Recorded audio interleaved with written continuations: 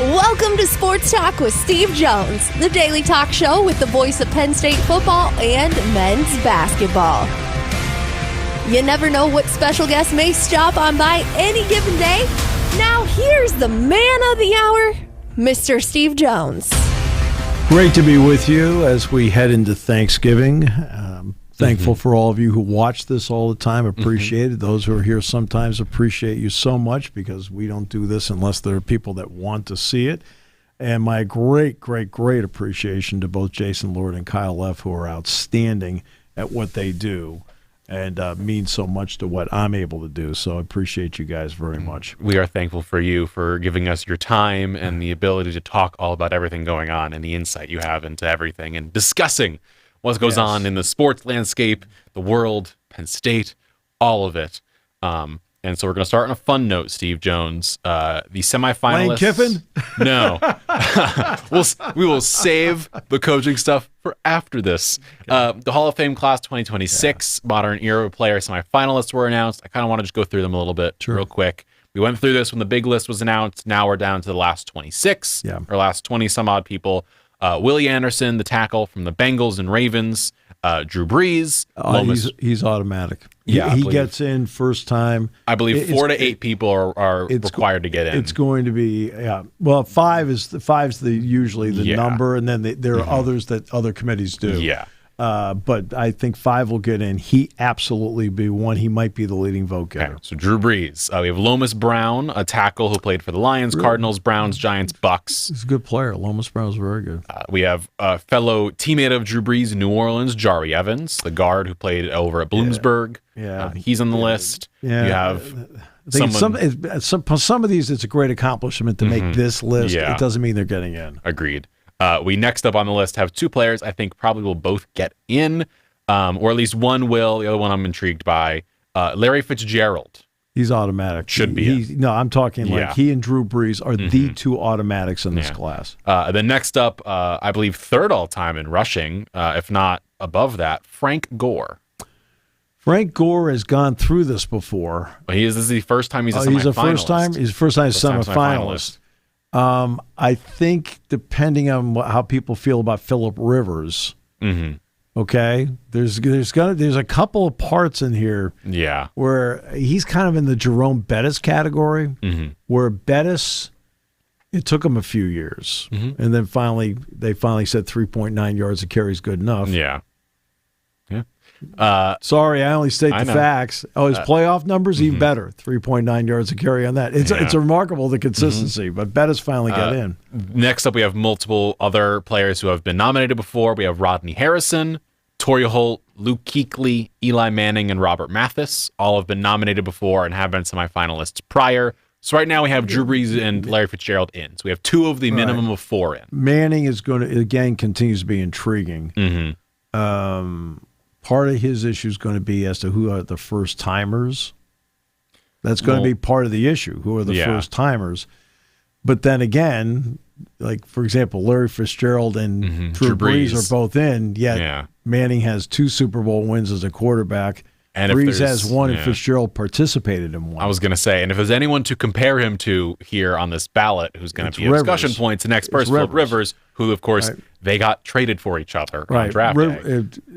People forget Manning was drafted by the Chargers. Drafted by the Chargers, traded for Rivers. And Rivers was drafted by the Giants, and then they did the trade and they flipped it. So. And I think the Giants would say it worked out for them. It did. Going down the list. It worked out for the Chargers. It did. Next up, he played well for the Chargers. He did. There's only 2 more first-time semifinalists. We'll get to them in a moment. We have Steve Smith Sr., the wide receiver, Terrell Suggs, Fred Taylor, Earl Thomas. The interesting one for me, I think, is all really good. They're all good. The most interesting player for me is next on this list, which is Adam Vinatieri. He's intriguing. Because he's one of the greatest kickers. One of the greatest clutch kickers. Yeah. So it's like a percentage was good, but he kicked the game winner against the Raiders in the snow.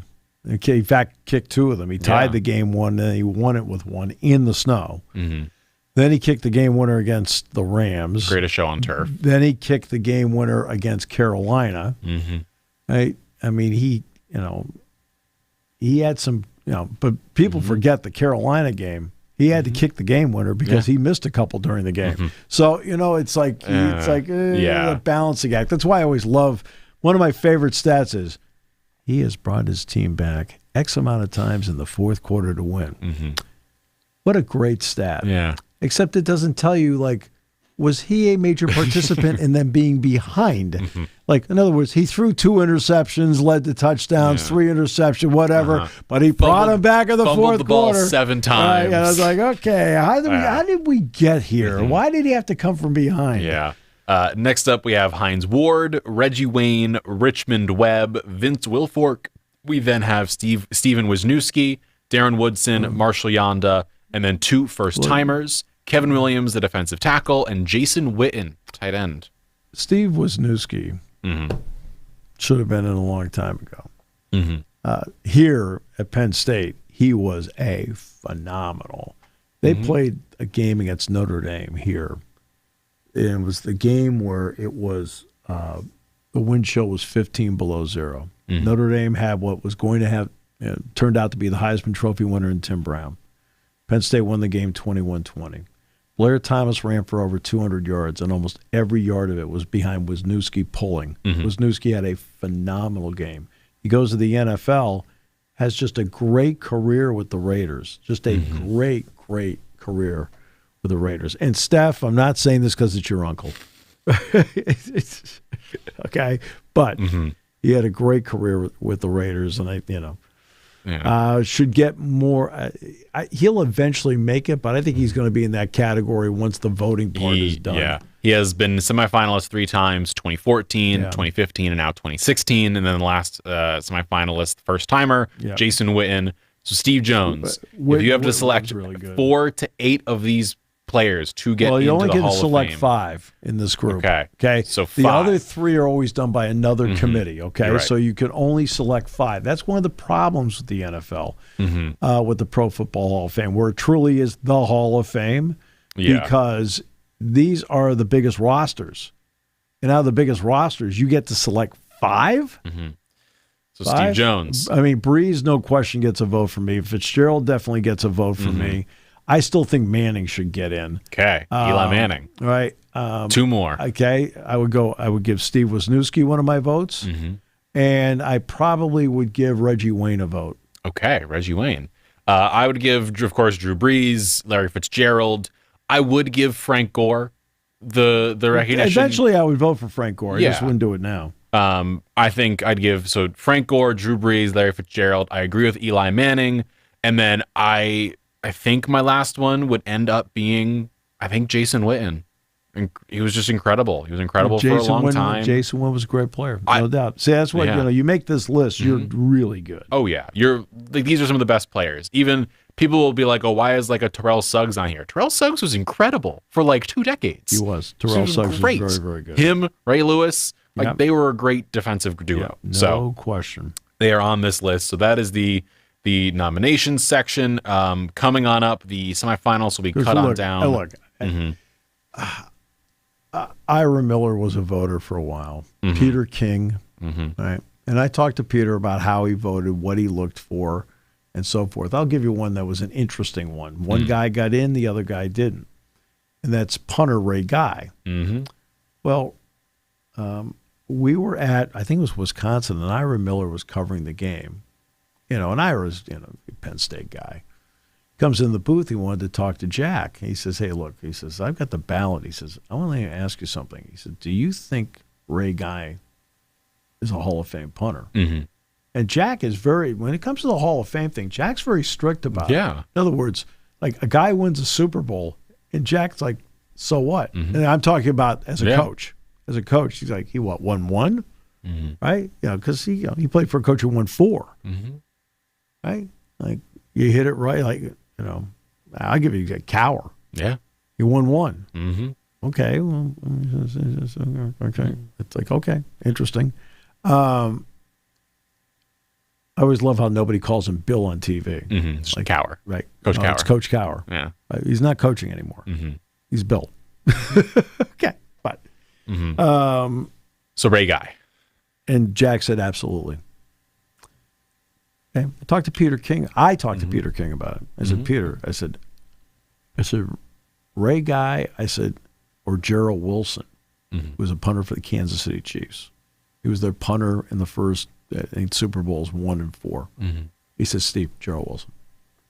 He said, better yards per punt, this, that. And Peter went through the whole thing. Like, this is how difficult it is because there's so many players that you can compare A versus B versus C, and it's not an automatic thing. Like Ray Guy, they named the punter of the year award in college after him, whole thing. But Peter will tell you he thought Gerald Wilson was a better punter. Also, that was college. Guess what? Right. But but I'm saying I know. Ray Guy's always been the standard as a punter, right? In both college and in the pros.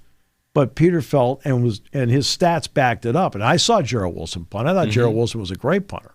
Right? But his name doesn't come up. Yeah. But when you're immersed in it all the time, you will come up with different viewpoints, right? So I'm just saying that's like Ray Guy's the one that got in. Gerald Wilson didn't. But Peter King was like, Gerald Wilson X, Y, and Z. Other people in the room were with Ray Guy A, B, C, and D, and and he got in. Yeah. The result of this will mean the semifinalists get down to the finalists, which is going to be announced on December 3rd. The 20 finalists are then presented to the selection committee's annual meeting in advance of the Super Bowl. The 15 modern era players plus 3 seniors, 1 coach, and 1 contributor. There's no set number for any number of enshrinees, but they need 4 to 8 new members in total, which is why you said 5. Usually ends up being 5, plus the senior, a coach, and a contributor usually is what it ends up being. Right. So I personally am very excited to see, hopefully, assuming it happens, Drew Brees get in. I mean, he's who I grew up watching. He is football for me, is Drew Brees. So that's going on right now in the NFL. Along with all of this is the things going on I wanted to ask you about right now. Is it feasible anyone could even hire Brian Kelly because we don't know his job status with LSU?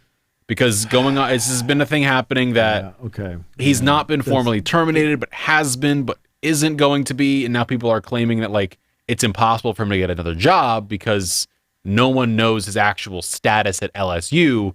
So he kind of can't go through the process of getting hired somewhere if no one knows if he's actually hireable.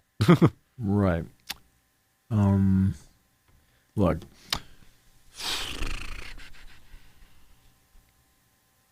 there are a lot of places that would hire Brian Kelly. Doesn't mean it's Power 4. But you have so many job openings right now. You have Penn State, that's right. UCLA, Auburn, Florida, Arkansas, right? Of course, he's definitely not going to LSU. No. Right, but in the Florida State's job's not going to be open. Nope. And a job is going to open for anybody who leaves their current job and goes someplace else.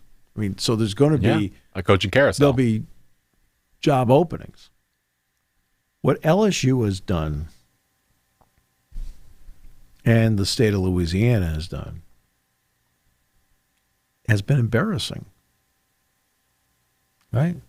And it's all aired out in public. It's one thing to be embarrassing in quiet. Okay? It's another thing to be embarrassing in public. I mean, I'm sitting there if I'm a coach of a current team, and the LSU, and say Jimmy Sexton's my agent, which means I'm going to make a ton of money. Right? Right? And they call about LSU. I'm telling Jimmy Sexton, I don't want to go there. Well, why do I want to go there? I'd rather stay here. Or if there's something, but going down there, I know they've won 3 national titles with 3 different coaches. Nick Saban, Les Miles, and Ed Orgeron. Okay? So you can win a national title there, and they've got the financial support, right? I mean, even in women's basketball, right? They Kim Mulkey, Flaugier Johnson, Angel Reese. But they brought in Kim Mulkey to be the head coach from Baylor. Right? They paid a lot of money for it. Right? In a sport that loses you money. Please don't live in the fantasy world, okay? They don't make money, but they paid a lot of money to get her because they want to win. That's my point. They don't mind losing money, right, on something if they win, right? And now but is that enough for you to go down there, right? And now for him, what has this done to his reputation? His reputation in Notre Dame was very good. Like, obviously there was one extremely awful incident which he did not handle right. No. Okay, that's the young man up on the lift that came down and died, and Kelly kept practicing. Right, it was like you're getting ready for Miami of Ohio. You couldn't have canceled the practice, right? At this point, no. But okay, that was bad judgment on his part. That aside, he won games in the BCS, got the benefit of the doubt, got to the title game a couple of times. Okay. He goes to LSU, and the second he's hired at LSU, all of us think this is going to be a win-win. He's going to have all this financial support. He doesn't have the restrictions that Notre Dame would have, right? There's a lot of things that worked in his favor, and none of it worked out. Nope. Right? Not a because one. all these things that you think when somebody is hired, good or bad, right? That's why people get frustrated when I say you have to let it play out. And here's a reason why. Now you see how this is played out. Well, this is played out to be, what are we doing here? You signed a contract. The guy fired you. We didn't fire you, but we then fired the other guy, right? Right? The governor, he's not going to do the hiring. Then they fire. It's like, what are we doing? It's like you sit there. Who would want that job? I mean, who would want that job because of the way it's being handled, right? Okay, now you get to the Lane Kiffin part. Okay, is he leaving? Is he not leaving? Who knows at this point? Okay. So, first of all, the coach is always insulated, and here's where you're insulated. Okay, have they talked to you? No. Well, no, that's because they talked to Jimmy. They didn't talk to you. Yeah, they never talked to you.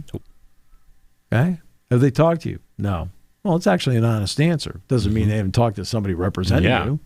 All right. You've had his family visiting, I think, both Florida and LSU. Right? Oxford has a small airport. So when I went down to do a basketball game at Ole Miss, we flew into Tupelo and came over. Most other teams fly usually into Memphis and go over. Okay, so Oxford has a small airport. The doggone LSU plane was parked right there. Wait, like I'm talking like it says LSU on it. It's got to be a little tiger head on it, the whole deal. Sitting right there. You drive by and go, what are we doing here? Like, what are we doing? I mean, they blatantly flaunt it. Yeah. So what has all this done? We are now hitting one of the truly more exciting weeks of the season, and this is something I said years ago that they needed to expand the playoff. Because I felt the month of November would have so much more relevancy and excited for so many different areas instead of narrowing it down to ESPN's 5 to 7 teams, and that's all they talked about. Now you got to talk about everybody. But what Lane Kiffin has done with this, and it's been so coy, is that he's taking away from the games. Yeah. It's about the stories are about him staying, leaving. His team has a chance by beating Mississippi State in the Egg Bowl to punch their ticket into the playoff because they're not going to make the SEC championship game. They'll be an at-large team, and they're going to make it with a win. They've got one loss. And they may end up hosting a game. They could. Like, they're feasibly in that range. If he's not coaching them, okay, I don't have them play at home. No. Okay, because I think it changes the dynamics of the playoff. It also is a tough spot for the athletic director at Ole Miss. Say he says, I'm leaving. Do you pull a Bo Schembechler and in 1989, Bo's the athletic director of Michigan, Bill Frieder guides Michigan to the NCAA tournament, Bill Frieder accepts the job at Arizona State. Mm-hmm. Bo fires him and says, I don't want an Arizona State man coaching a Michigan team. I want a Michigan man coaching a team. Mm-hmm. And he elevated Steve Fisher on the staff. They won 6 straight and won the national title with Glenn Rice in that team. Ramil Robinson, Glenn Rice. They beat Seton Hall and P.J. Carlissimo out in Seattle. And right, so do you do that? And say he decides that I'm going to go. Mm-hmm. Do you elevate Pete Golding, who is the defensive coordinator, or Charlie Weiss Jr., who is the offensive coordinator, to be the head coach of the team? Yeah. And if you're the college football playoff committee, which still now will have a week to digest this, do you take a coaching change and bump them down the ladder where they're on the road and not hosting? Yeah, it is a interesting place to be. And speaking of, I do want to go through this weekend slate of games because tomorrow I believe we have Rich Scarcella on the show. Saturday, Audrey Snyder. Thursday, of course, Friday, Audrey Snyder. Thursday is, of course, Thanksgiving, so we are going to be sitting at home eating turkey and eating food and enjoying ourselves. Yeah. So I want to discuss this weekend's college football slate because, as you kind of mentioned, it's going to decide a lot. And this week is weird because college football plays Friday is a lot of games. Saturday there's also a lot of games. Yeah, so that was the big complaint that Matt Rule had. But again, it's nothing to do with Penn State at all. But he didn't like the fact that his team was going to have to play a 7:00 game at night on the road and then have to play on Friday. Yes. See, again, this goes back to what I've talked about for years, TV pushing things all the time. Why is Penn State hockey off 41 days? You want to know why Penn State hockey's off 41 days? They had the non-conference schedule set. Yeah. Well, the Big Ten does have openings to play the weekend of December 5 and 6, that Friday, Saturday. Well, you have 7 teams. One has to rotate out. It's Penn State. Okay. The problem is they didn't give them the schedule till late August. So you can't adjust. So Penn State can't throw a game in there because you've already scheduled games. Yeah. And the Big Ten's doing this too often. Basketball schedule doesn't come out till September 18, 19. That's absurd.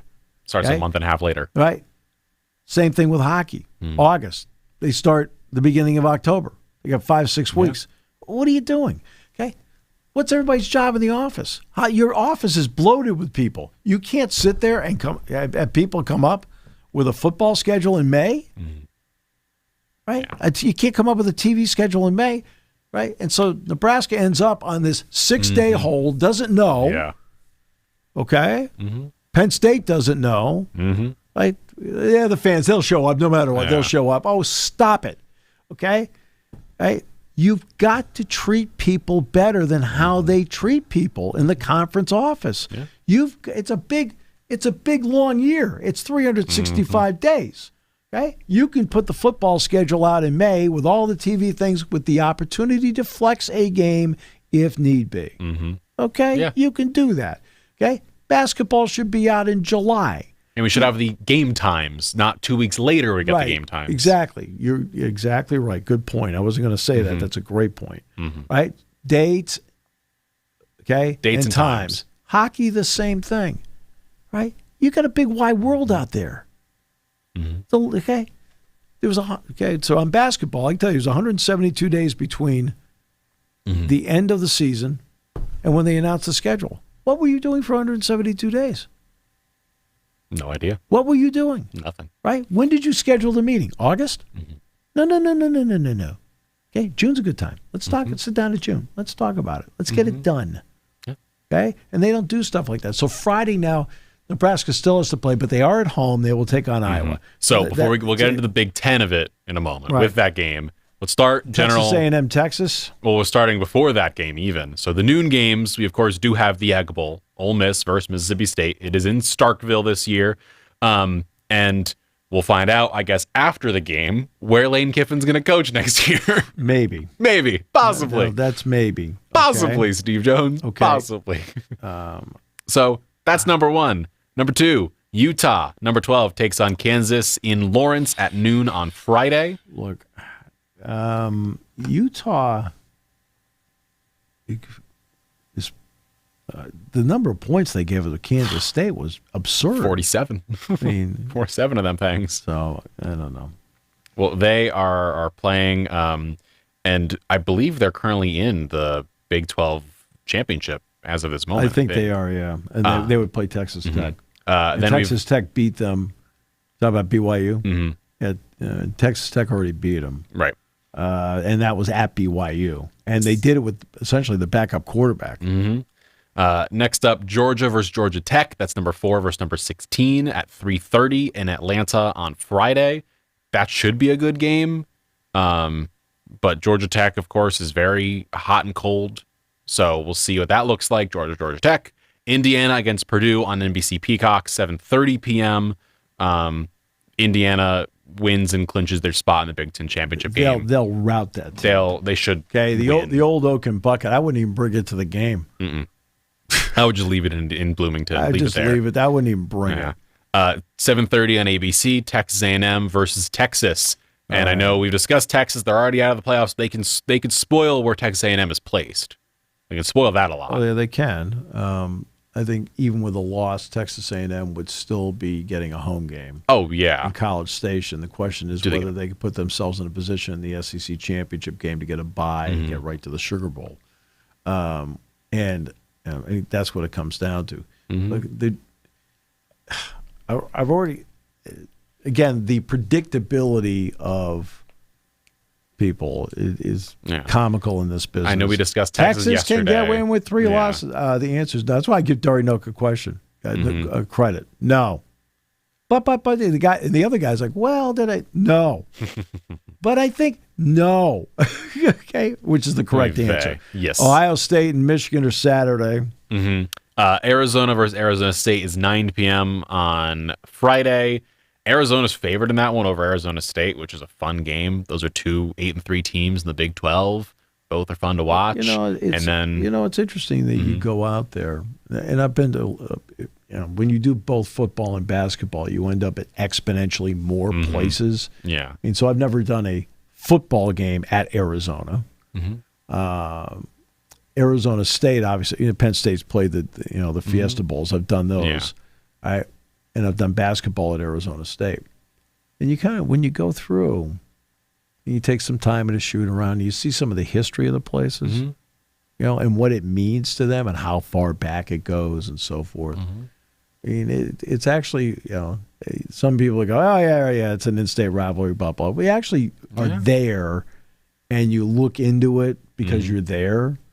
You're like, all right, this is this goes way back. This is, this is something that on each side is fierce. So they are the night game, 9 p.m. in Tempe. Is that game on Fox? It is on Fox, Tempe, Arizona, 9 p.m. And then Saturday, you already mentioned it, Ohio State, Michigan. Michigan can, I guess. Well, remember, Ohio State beat Michigan 15 out of 16 times. With the point, it was not really becoming a rivalry anymore. And Penn State was playing Ohio State tougher than Michigan. Then finally they broke through. I'm trying to think the timing of when they broke through. I'm trying to think who was on the staff. Interesting. But the key was they won last year. Because Ohio State decided, as we've discussed, to, for some reason, stop trying to play football. Okay. I'd like to point out the Raiders' offensive coordinator was fired this week. He was. It's interesting.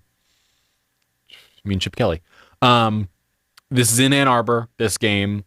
Look, Michigan's playing for a bowl spot. They're not playing for the playoffs, but they're playing for bowl seeding. They do have a chance to get in. No. They're in a little different spot than Texas. They've only got 2 losses. They're 9-2 right now. They win the game, they can win their way in. They would get a lot of support. I believe they would. Would they? They wouldn't get into the Big Ten championship. I don't think they can. Well, they got one conference loss. So I guess they could get in if they beat Ohio State. I think there's they could play Indiana. Put them in a real good spot in that case. Right. They've got one conference loss because the other is a non-conference loss to Oklahoma. Right. All right. Their one conference loss is to USC in Los Angeles. So a win, they're playing for. Now, Justice Haynes is out. He won't play. Marshall's done a good job stepping in.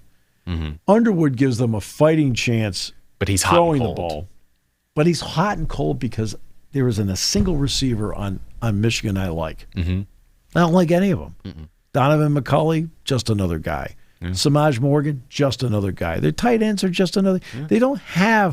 He doesn't have great targets. Conversely, here's Ohio State's problem. Michigan, which is great at running the football, in watching the videos, I felt like, and Jack Ham and I felt exactly the same way. It's amazing. The two of us think the same almost all the time. It's amazing. That we both felt that Ohio State's running game was good, right? Good. Did I say awful, bad? No, I said good, but not great. Right? They played Penn State, and it confirmed to me with my own eyes that their running game is good, but not great. I'm watching the Rutgers game, and they did a good job of running the football. And as the game went, got more and more and more because the Rutgers defense has really struggled against the run. But those two receivers who did not play against Rutgers, Carnell Tate and Jeremiah Smith, will be back for this game. They've got to do what they did not do last year. And use them. Right? And use them in the game. Right? To this day, I cannot, for my life of me, figure out what the game plan was. Right? Plus, I mean the kicker missed a couple of field goals, which was crushing for them. And they played into Michigan's hands. Michigan could not throw the ball to save their souls. You watched that bowl game with Alabama, which they won. Yeah. Right? Oh, my God. You talk about setting the game back years. Hey, holy mackerel. I'm telling you, right, the people in Atlanta at the Hall of Fame do not want that tape. No. Right? But they win. They've now beaten them, 4 straight times? Something like that. I mean, that means Ohio State has not beaten Michigan since 2019 because the 2020 game was canceled. I was still in college. The game was canceled. Like the last game Michigan played in 2020 was Penn State, and Penn State beat them. All right, beat them by 10. And that was in Ann Arbor. So who do you have winning this game in Ann Arbor, Steve Jones? Ohio State. Ohio State wins by 10 to 2 touchdowns. Okay. Next up, Texas Tech, West Virginia. Texas Tech should win this game. West Virginia will give them a fight, but Texas Tech is really good to their credit. They are. I mean, they have spent their money well. Will they? Speaking of spending money, Miami against Pitt. It's in Acrisure. So, as one can expect, it'll be attended by people. Well, okay. How many people is the question? I don't think it's going to be. I think it will be decently attended, but it won't be a sellout. No. Let's give Pitt a lot of credit here. Right? Let's give Pat Narduzzi some credit. Pat is a good coach when he's not talking. It's somebody on that staff has got to tell him, Pat, just stop talking. And they play Notre Dame, and I expected Notre Dame to win the game by at least 2 touchdowns. That's what I expect going in. The game's not competitive. They win by more than that. Okay. Well, now you got to play at Georgia Tech, and Georgia Tech's playing really good football. Brent Key's got that offensive line playing well. Haynes King is playing great. They go on. Pitt builds a 28-0 lead, wins the game. Really? So, I mean, that's credit where credit's due. That's on the road. That was at Grant Field down in Atlanta. Now you're going to come home and play Miami, and Miami's like this. Right? Carson Beck is like this. So the question's going to be, do you get Carson Beck here, or do you get Carson Beck here? Right? And by the way, Pitt played their game without Reed, the running back, down at Georgia Tech. He didn't play the game. Freshman quarterbacks played very well for them. He played like a freshman against Notre Dame. He made a lot of freshman mistakes in that game where you could just see the speed of it was too much for him and the moment was too much. Well, after going through something like that, let's see how they play. I think that's an incredibly competitive game, and the ACC's got a problem right now. They do, because they're going to have 4 teams that are going to be evens. Yeah, but okay, their problem is that they may have 2 group of 5 teams ranked ahead of their champion. Yeah. That's a possibility. It is. Tulane could be ranked ahead of them. James Madison could be ranked ahead of them. Yeah. Guess who doesn't get an automatic bid? ACC. Other games. I mean, they are in a weird spot as a conference right now. Yeah. Weird. Other games going on around the nation. We'll rattle through these before we wrap on up here shortly. Houston plays Baylor down in Waco. UCF takes on BYU in Provo. Oregon against Washington should be a fun game at 3:30. That's in Seattle. That should be a fun game to watch. LSU plays Oklahoma down in Norman. It's a football game. Both teams have been so up and down this season, as we've talked about quite a bit. Vanderbilt takes on Tennessee. Vanderbilt is looking to get in the tournament and get into the CFP. They're at 9-2. Tennessee is 8-3, so Tennessee is all out. But Vanderbilt could sneak their way in as one of those last kind of teams if someone else above them the game's in lose. Knoxville, right? It is in Knoxville. It's at Neyland. Now, their game at Alabama, the problem they had, they moved the ball against Alabama, but they turned the ball over in the red zone. Yeah, and that really hurt them. Look, Diego Pavia is a fun college quarterback to watch. Right? If anybody thinks he's an NFL quarterback, no. Okay, but I think he could be a terrific CFL quarterback. And I know you make money up there. Yeah. Right? You don't make a ton of it, but you make some money up there. And you can keep, and the guy loves to play. I mean, if he didn't love to play, he wouldn't keep going to court trying to get more years. But I think they've got a shot. They do. In this game. And no one's going to want to play them in the playoffs. But I don't think they, to be honest with you, look, you've got 12 teams in it. They're all good. Okay? Exactly. The point I've been trying to make, well, SMU, Boise State, what's wrong with you people? Right? It's a playoff game. You'd be amazed that if you don't win it, your season ends. Right? Yeah. They beat SMU, the ACC regular season champion last year. They beat the Mountain West regular season and championship game winner. Boise, these are good teams. Okay, they're not putting in Akron. No, sorry, Joe Moorhead. My apologies. Right, you're not putting in Bowling Green. Okay, you actually have to be good to be in this thing. And by the way, the big story yesterday is that the decision has been pushed back until December 1st. January something. Right, because I think eventually this has got to get to 16. That it is. As we're moving down the list. That's just me. I know. Before we get to the 16, which we'll do another episode. No, we'll do that. There's no need to do it now. I just want to point out that it's there. Bo Beulah and Missouri take on Arkansas and Fayetteville at 3:30. They should win that game. Arkansas has lost a lot of close games in this run. But, I mean, they're going to have to sit down and take a long, hard look in Arkansas. So what they're going to do. I mean, is Bobby Petrino your answer? I mean, that's my answer to that one. The next game, though, the answer for Virginia Tech was James Franklin. They're taking on Virginia at 7 o'clock in Charlottesville. Virginia needs to win to get to the championship game, I believe. They do. If they win, I believe they're guaranteed a spot in the AC championship game, and they're ranked above some of these other teams that are the group of 5, so they have a shot to knock them out. Right. Next up, 7:30, the Iron Bowl, Alabama, Auburn in Jordan-Hare. I think it's safe to say Kalen DeBoer is basically fighting for his job here because Alabama fans want to run him out of town, and if Alabama is to lose, they're, of course, out of the playoff. Yeah. So that's the thing. Jordan-Hare is, first of all, it'll be packed, and it's wild. It's one of the best things that they did, because that game used to be in Birmingham every year. They finally got it back to the home stadiums. Yeah, it's awesome. So it goes back and forth between Bryant-Denny and Jordan-Hare. So it's going to be packed. It's wild. But see, this is what Alabama has. I'll tell you what Alabama has and what they don't have. What they don't have is a great running game. Okay? What do I always say? If you can run the ball and play defense, you can play in any weather, any stadium. Anywhere. Okay? Whatever. Okay? They don't have a great running game. But Ty Simpson is a terrific quarterback, and Williams, of course, a terrific receiver. Auburn, to his credit, is a mess. But they're 5-6, and if they win, they get to a bowl game. Yeah.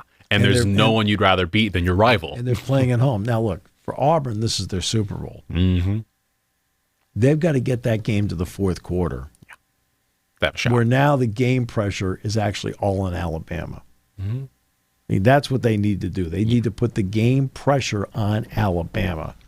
Right? They can't have Alabama be comfortable. If Alabama's comfortable, and my buddy Don Stewart down there, the play-by-play guy, is going to have, or Chris Stewart, I should say, is going to have a great time. Yeah, right, calling that. So. Heading out west, UCLA takes on USC, who is sitting at 8-3 on the season, so they're out, but they could get in if enough teams lose above them. That's the best way to put it for USC. If enough teams, if like 7 teams get a third loss above them, there's a shot. No. The Oregon thing knocked them out. They know it. Yeah. But this is, look, USC is better defensively. Mm-hmm. They've got Gentry back. Mm-hmm. Dan Lynn's done a good job with them.